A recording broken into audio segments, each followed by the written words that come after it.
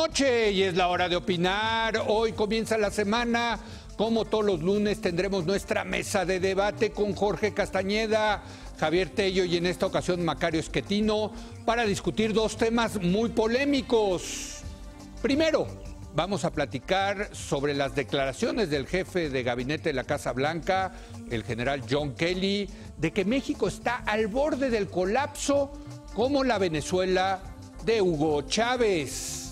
Luego vamos a analizar la delicadísima situación entre Estados Unidos y Corea del Norte, ahora que las amenazas de conflicto armado han alcanzado un tono sin precedentes. Quédese aquí en Foro TV que ya comenzó la hora de opinar.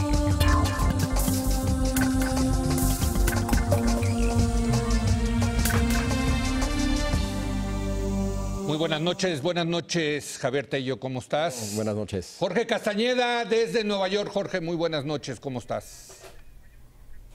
¿Qué tal, Leo, Javier? Y en esta ocasión nos acompaña Macario Schettino. Macario, ¿cómo estás? ¿Qué tal? Muy buenas noches a todos. Gracias Macario. por venir, Macario. El miércoles pasado, el jefe del gabinete Macario. de Donald Trump, John Kelly, causó polémica al comparar la situación política de México con la del gobierno de Venezuela.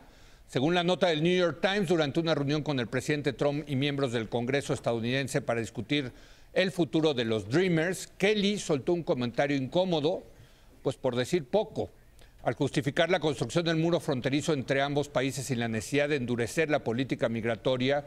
El jefe de gabinete afirmó que México se encuentra al borde del colapso y comparó nuestro país con la Venezuela chavista. Las advertencias del jefe de gabinete y exsecretario de Seguridad Nacional revelan una visión muy pesimista sobre México entre los más altos mandos de la Casa Blanca. Jorge. Pues mira, Leo, en efecto, todo esto es escandaloso, porque además Reforma un par de días después confirmó la versión del New York Times con otras fuentes y además agregó que Kelly había utilizado el término de narcoestado fallido. Como tú explicas en tu columna hoy, Leo, puede ser que esto lo haya dicho Kelly pues para espantar a sus interlocutores, para tratar de facilitar la obtención de fondos, de recursos para el muro de Trump o lo que se quiera. Pero también es posible que Kelly honestamente piense todo eso. Por más de que se ha dicho que desde que estuvo en Seguridad Interior, que él era el amigo de México, junto con Jared Kushner, el yerno de Trump, es un hecho que tiene una visión muy cerrada, una visión de militar y dentro de los militares una visión de marine, de general de Marines.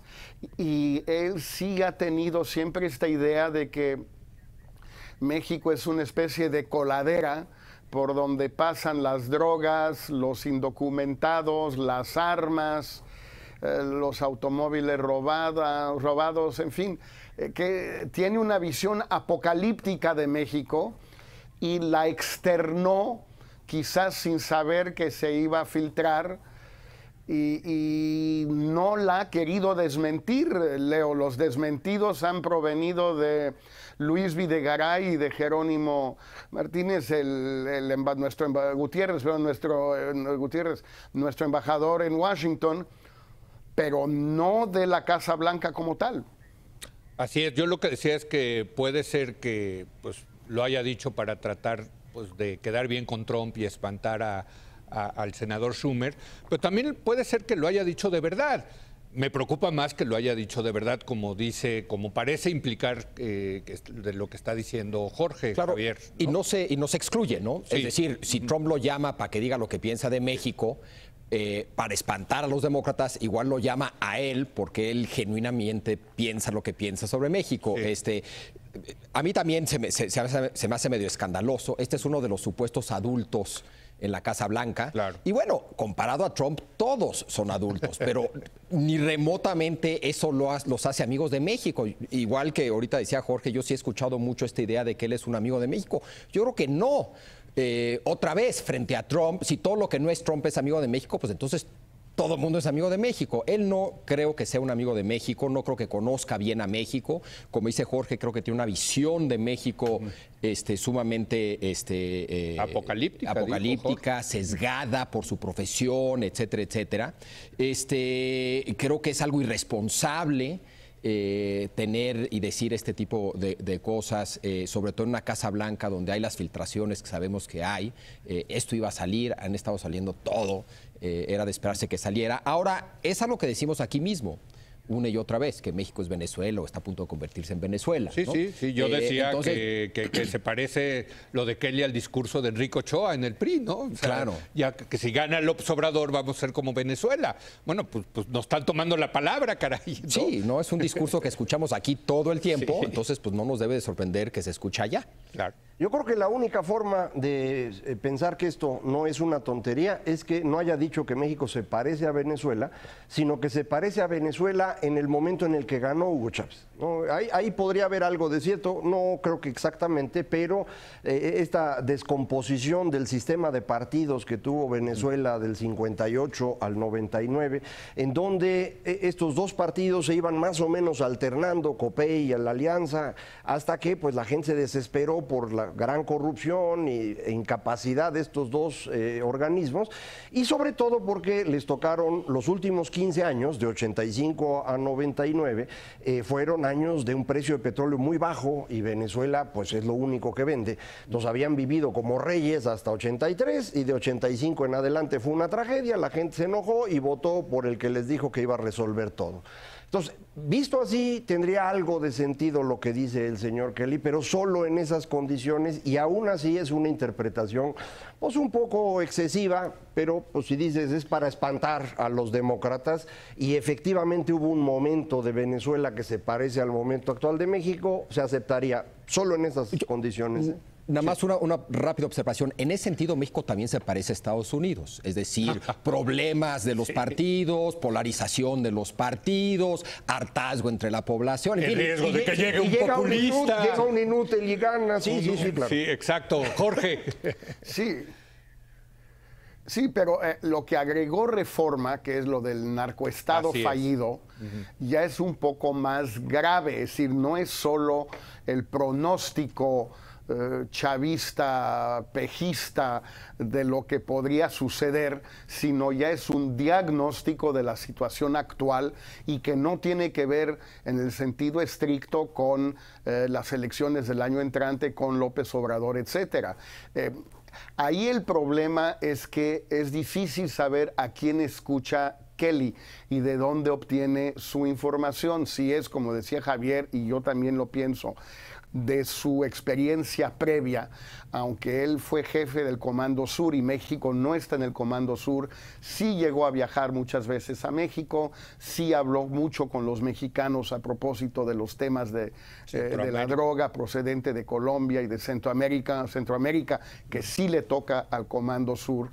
Y si de ahí viene su información, y si como todo parece indicar, Washington en general y la Casa Blanca en particular y el Departamento de Estado también no están escuchando a la embajadora Roberta Jacobson, sino que tienen sus propias fuentes o sus propias ideas o sus propias interpretaciones, pues sí estamos en una situación muy complicada, porque si te vas a los recuerdos o lo que pueda pensar Kelly de hace 4 o 5 años, un poco más, y te vas a lo que lees en los periódicos, un largo artículo antier sobre la violencia y la desigualdad en San José del Cabo y Cabo San Lucas, a la televisión, a Univisión, a todo eso, pues esa visión apocalíptica sí corresponde bastante a todo esto, No, y si hablas con el 80% de los mexicanos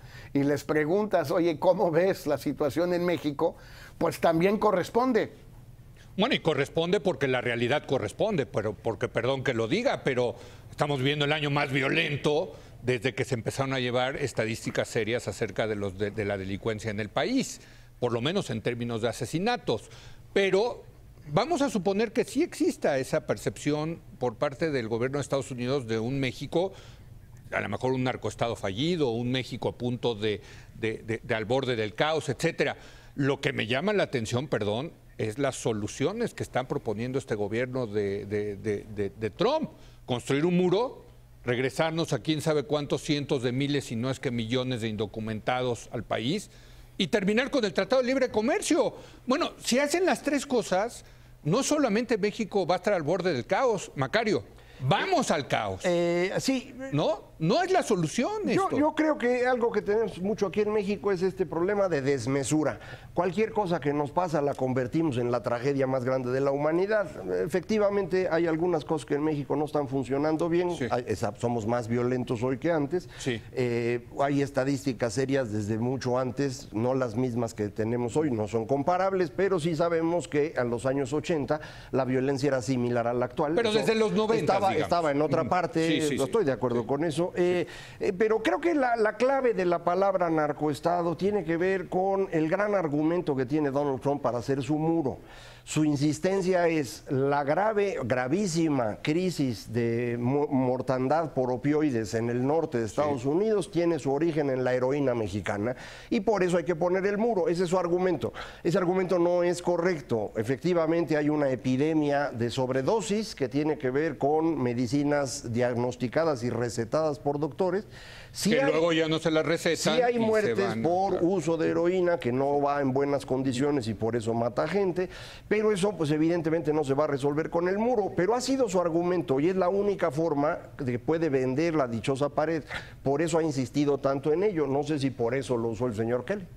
Ahora, el tema de la seguridad fronteriza es un tema mucho anterior a Trump. Claro. Es decir, empieza con Bush hijo a raíz de los atentados del 11 de septiembre, sigue en el discurso antimigrante republicano, es decir, es un discurso que funciona en Estados Unidos.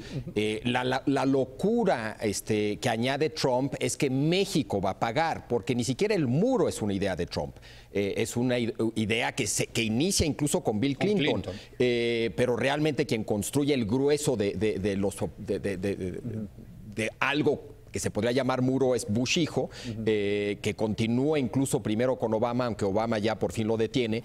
Pero ya entonces, hay en un tercio de la frontera, sí, ya hay toda muro. la parte donde no hay río prácticamente hablando. Entonces, esta idea de la seguridad fronteriza, que es lo que le estaban, quiero pensar, vendiendo a los demócratas a cambio de algún Los tipo de Dreamers. arreglo respecto a DACA, los Dreamers, etcétera. Tristemente es un discurso que va más allá de Trump y que vende políticamente y que ya es como algo aceptado Javier, por todos en Estados Unidos, tristemente. Completamente de acuerdo, pero añádele lo del Tratado de Libre Comercio. O sea, esta idea de que hay que terminar con el tratado y hay que volvernos proteccionistas. Bueno, lo que están diciendo es que, a ver, me parece que la solución del muro, de la deportación de inmigrantes indocumentados, más terminar con el tratado, bueno, perdónenme, pero eso sí sería casi apocalíptico, ¿o no, Jorge? Bueno, sí, en efecto, Leo, o sea, si le sumamos a esta visión lo que ellos quieren hacer, pues en efecto sí esto llevaría al México que ellos ya diagnostican, pero que en realidad todavía no existe. Exacto. Bueno, y si le sumas a eso, en efecto, una elección complicada el año entrante y una serie de decisiones en materia de política económica y social e internacional, tipo los años 70 del echeverrismo, pues en efecto la cosa se complica. Ahora, también se complica mucho, no es por cargarle la mano al gobierno de Peña, que en esto ya no ve lo duro, siente lo duro, sino lo tupido, es que casi todos los días, de una manera o de otra, les meten un descontón. Este es el último. El penúltimo fue la declaración del secretario de Comercio, Wilbur Ross, sí, de que ellos quieren una revisión del tratado cada 5 años.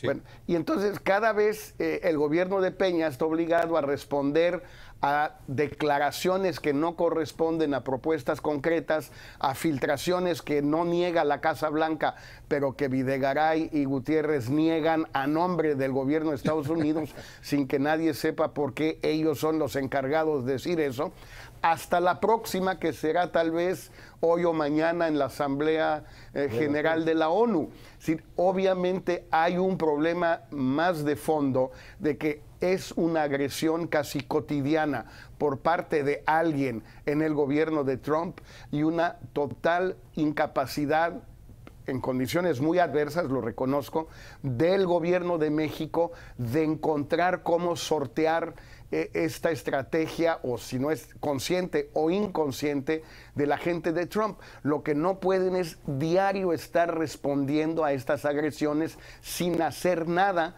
de fondo. Pero a ver, tú has dicho, Jorge, que la reacción, a lo mejor llegó el momento de meter la pierna más dura, de ser más, pues de utilizar las palancas que todavía tiene México para presionar a Estados Unidos.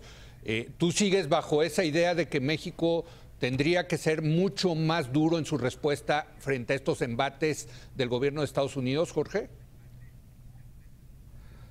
Yo creo que sí, sean conscientes o inconscientes, pensados o no pensados. Es decir, que haya un costo verdadero.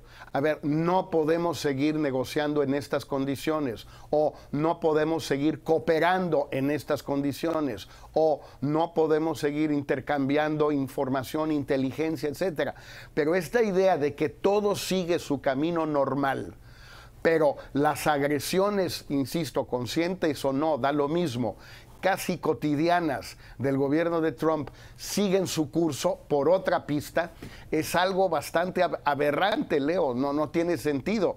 Ahora, todas las medidas que podemos tomar nosotros también nos duelen, es cierto. Sí. Son medidas que además pueden lastimar, herir a aliados nuestros en Estados Unidos.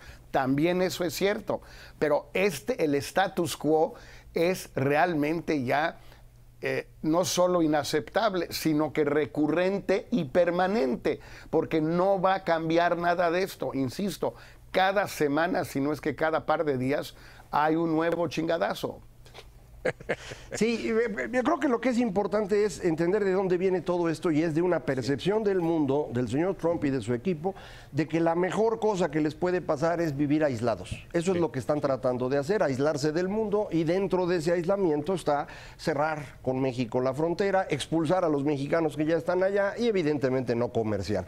Lo que no parece que tengan claro ellos es cuáles son los resultados o las consecuencias de este tipo de decisiones, y esto es, entiendo, lo que sugiere Jorge, hagámosles evidentes esas conclusiones, esas consecuencias. Pero eso es llevarnos al caos, es que ese es mi punto. No, por eso, se vuelve una profecía autocumplida, mi querido Macario. Es decir, pero lo que sugiere Jorge es, antes de que eso ocurra, vayámosle mostrando qué significan estas cosas. Por ejemplo, cerrando la cooperación en materia de terrorismo, tú comentabas el asunto de seguridad, que les preocupa desde el 11 de septiembre, y desde ese entonces hasta acá no ha pasado un terrorista por México para llegar a Estados Unidos. No, y lo peor sería que pasara. Pero es que puede pasar sin problema. No, es que lo estás viendo mal, Leo. Creo yo. Lo que hay que hacer es decirles, miren, no ha pasado ni uno, pero a partir de mañana ya no cooperamos, entonces si pasan ya es bronca de ustedes. ¿Cómo van a reaccionar? No sé cómo van a reaccionar, pero es lo que dice Jorge. Es que está así. Bueno, a ver, es que está delicado, ¿eh? Por eso. Yo entiendo la postura del gobierno mexicano de tampoco hacerle juego a un gobierno de niños. Pero es que este era el adulto y resulta que el adulto también se está comportando como niño, Javier. No está fácil, ¿eh? Me cae que no está fácil. Y nunca ha estado. La relación con Estados Unidos nunca ha sido fácil. No. Pero lo que es medio raro del aislacionismo, entre comillas, desde mi punto de vista de Trump, es que es medio esquizofrénico. No es un aislacionista tradicional, porque está más que dispuesto a bombardear, amenaza con, y hablaremos de eso más adelante. Es un macho aislacionista. Exacto, es pasivo-agresivo, un aislacionista pasivo-agresivo. En fin, creo pero que también conviven. Es mucho bullshit. También es mucho bullshit. Ya soltaron la madre de todas las bombas en Afganistán, ya bombardearon en Irak. Tú dices eso, perdón, pero no, hay mucha realidad, están aumentando tropas, en fin, hay mucha realidad detrás de la retórica de Trump que habla de todo menos de aislacionismo. Permíteme, tengo que hacer una pausa, Jorge, regresamos contigo, seguimos con este tema y lo hilamos después con el otro tema que tenemos, que es el asunto de lo que va a pasar, lo que está pasando con Corea del Norte, porque resulta que el bully, que tú crees que también sí tiene asideros el bully, bueno, pues se está enfrentando a otro bully y en medio está el mundo y esa sí es de verdad, ¿eh? O sea, lo de México, el borde al caos de México es juego de niños frente a lo que puede producir el enfrentamiento entre Donald Trump y Kim Jong-un. Pero regresamos en un momento más.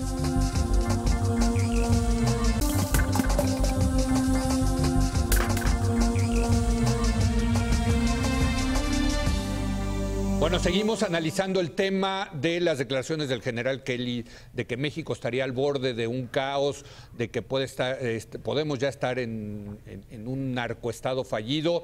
Jorge, tú querías decir algo al respecto de la reacción que tiene que tener México con respecto a Estados Unidos.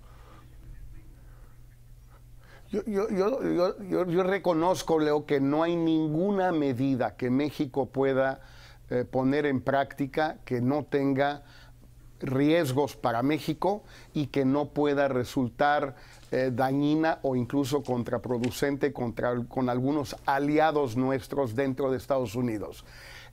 La pregunta no es si esa medida fantástica, indolora, perfecta exista o no. No, no existe. La pregunta es si esto que hemos vivido estos 8 meses y que va a seguir, no va a cambiar, es preferible al riesgo real que se corre con cualquiera de las posibles medidas en materia de inteligencia y seguridad, en materia de migración centroamericana, en materia de guerra contra las drogas, etcétera. No tenemos tampoco 20 cartas de negociación, son 4 o 5 decisiones que se pueden tomar. Bueno, ¿qué es lo que queremos hacer en México? México gobierno, pero México también Congreso, México sociedad civil, México empresariado o nada.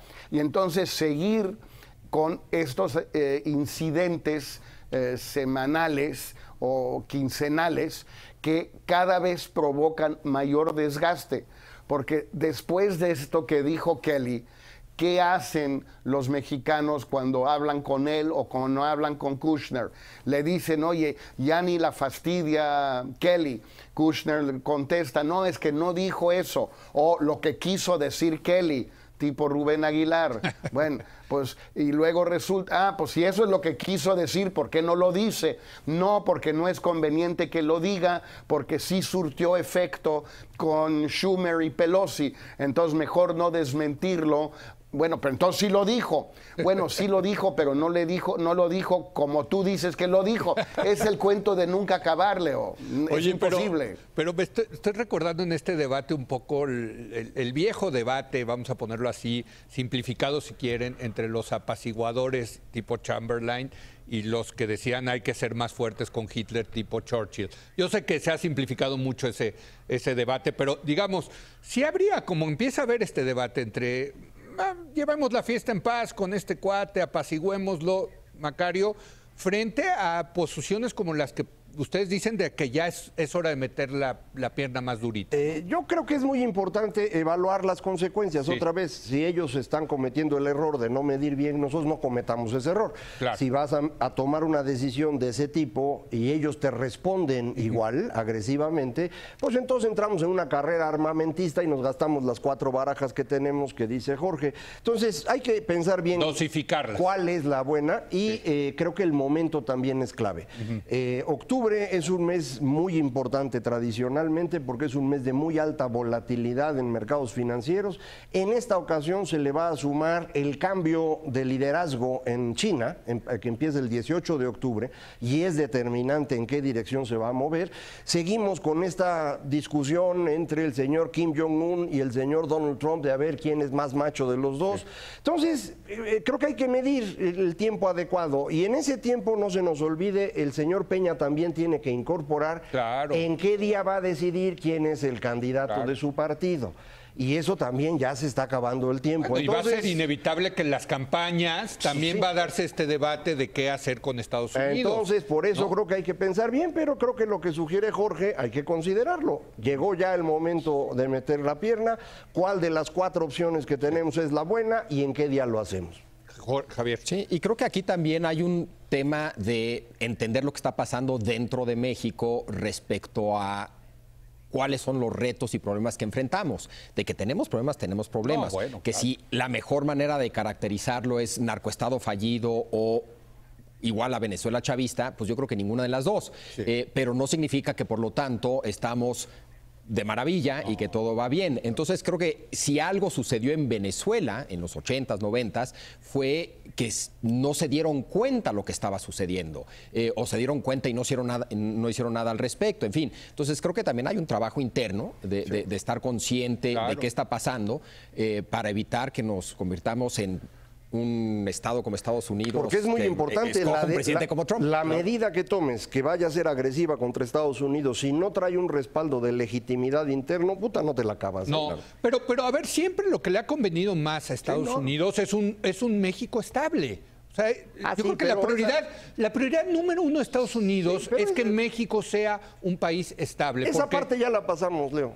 O sea, ¿Tú con lo crees? que dijo el señor Kelly, se entiende, esa parte ya la pasamos. No la están entendiendo, es lo que dice Jorge. A ver, tenemos grandes problemas, pero también, o Bueno, sea, pero eso decir dicen. que México... Es que eso ya dicen ellos, no A ver, nosotros. Ese Jorge. es el origen de la discusión. Sí, Jorge.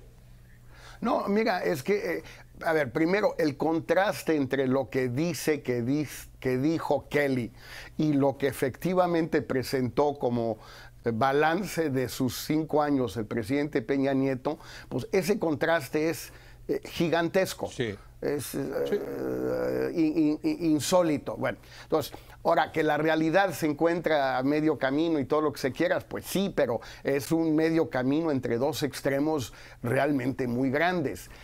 Por lo tanto, el problema que enfrentamos es que no hay una especie de consenso o ni siquiera mayoría dentro de México de qué tan bien o qué tan mal estamos.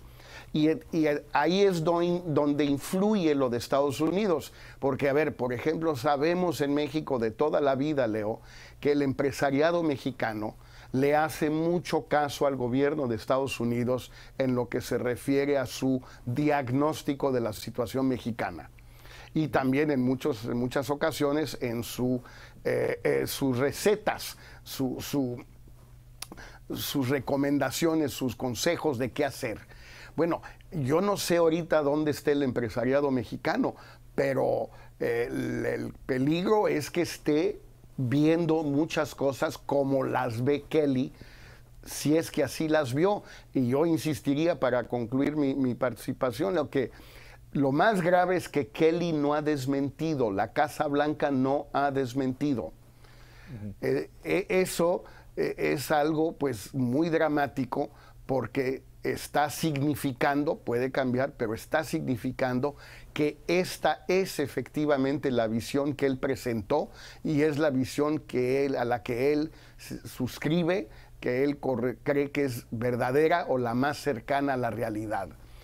Pues de ahí se pueden derivar muchísimas cosas, pero una de ellas, para hablar de la novela de Berruga, de Enrique Berruga, es que concluyan los norteamericanos que México es demasiado importante para ellos para dejarlo en manos de los mexicanos.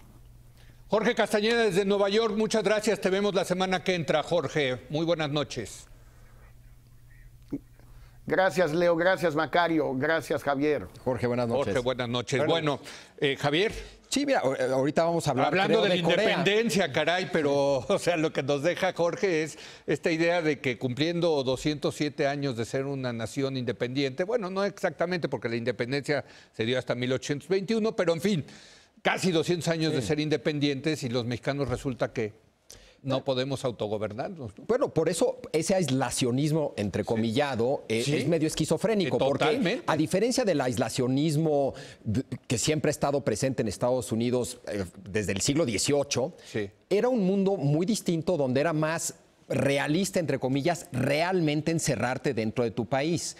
El aislacionismo hoy hace imposible, o sea, creo que es posible tener una postura aislacionista, pero eso implica tener un cierto tipo de participación en el mundo muy agresivo. Es que, a ver, desde muy militar. Desde el Imperio para que Romano no se metan dentro de tus fronteras. A ver, Javier, desde el Imperio Romano, desde los grandes imperios, puede ser un imperio aislacionista. Creo que es un oxímoron, ¿no?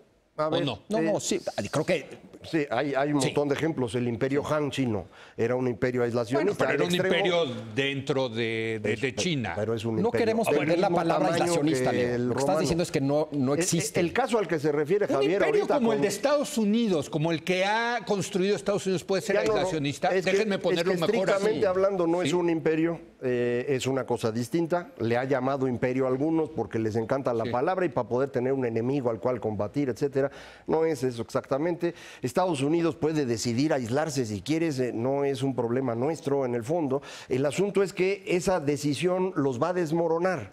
Es decir, el nivel de vida que tiene Estados Unidos depende fundamentalmente de su posición en el concierto Pero entonces de naciones. es exactamente, No, a me ver, estás no, dando sí, la sí. razón. No, a ver, Macario. déjame- Pero es que si Perdón. no Sí, sí. terminamos la idea. A ver. Estados Unidos vive como vive gracias a que ellos tienen el control de la moneda de referencia internacional y eso solamente puede existir porque tienen también la fuerza Poder militar militar, más grande. claro. Esta es la parte que es compleja de administrar. Como bien decía hace un ratito Javier, no se están aislando en materia militar tanto como aparentemente algunos interpretan, sí están recuperando espacios. Hay que recordar, Obama fue mucho más aislacionista en ese sentido de lo que está haciendo el gobierno actual, independientemente de si Trump lo decide o es pura decisión del señor Maris, eso es aparte. Entonces, ese es el proceso en el que estamos. Para nosotros como México, lo que es muy importante es entender que en los 200 años que llevamos, hemos hecho un montón de cosas cada vez mejor. Sí. Y digo, no, otra vez, la desmesura a mí me angustia mucho. De pronto Yo me estoy de dicen, acuerdo. nunca habíamos estado tan mal como hoy.